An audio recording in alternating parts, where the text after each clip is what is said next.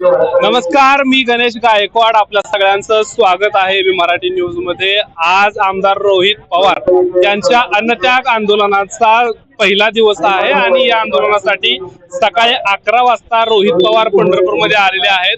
पंढरपूरमध्ये आल्यानंतर पहिल्यांदा संत गाडगे महाराज मठ, त्यानंतर स्टेशन रोडने ते पुण्यश्लोक अहिल्यादेवी होळकर यांच्या पुतळ्याजवळ गेले. त्यानंतर नामदेव पायरीचं दर्शन घेऊन छत्रपती शिवाजी महाराजांना अभिवादन करून आमदार रोहित पवार जे आहेत ते या ठिकाणी छत्रपती शिवाजी महाराज चौकात त्यांच्या अन्नत्याग आंदोलनाला त्यांनी सुरुवात केलेली आहे.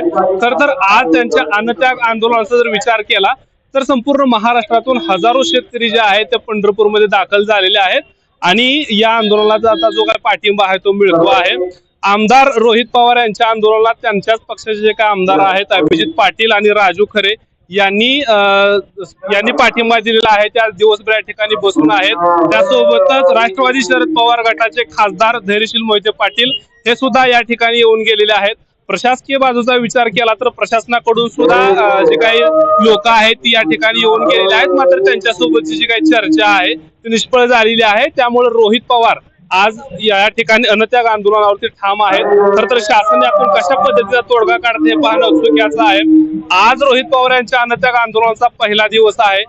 महाराष्ट्रातील शेतकऱ्यांना सरसकट 2 लाखापर्यंतची कर्जमाफी देण्यात यावी अशा पद्धतीची मागणी रोहित पवार करतायत आणि त्यांच्या मागणीला कशा पद्धतीचा जो काही प्रतिसाद आहे ते सरकार देतं हे पाहणं उत्सुकाचं असणार आहे. मात्र एकंदरीत जर आपण विचार केला तर पंढरपूरमध्ये आता हे जे काही आंदोलन आहे त्याला शेतकऱ्यांमधून मोठा प्रतिसाद मिळताना दिसतोय. रोहित पवार त्यांच्या अन्नत्याग आंदोलनावरती जे आहे ते ठाम आहेत. प्रशासन येऊन गेलेलं आहे. सरकार बरोबर काय पद्धतीची चर्चा होते आणि या आंदोलनातून सरकार कसा तोडगा काढतंय याकडे आपलं लक्ष असणार आहे. गोपाळ माळेसोबत गणेश गायकवाड, एबी मराठी न्यूज, पंढरपूर.